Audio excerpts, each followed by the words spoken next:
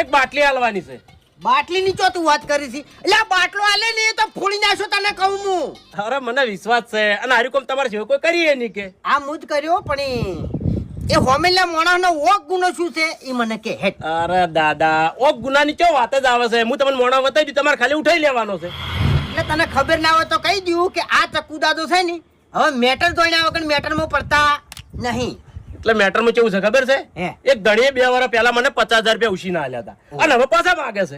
પાછા માગે અને હું પૈસા પાછા નહીં હાલતો ને એટલે મને ધમકીઓ આલે છે અને મારી આબરૂ જાય છે. ટોર્ચર કરે છે ને ધમકીઓ આલે છે. હા એવું એમ? ઉપાડી લેવાનો છે ખાલી.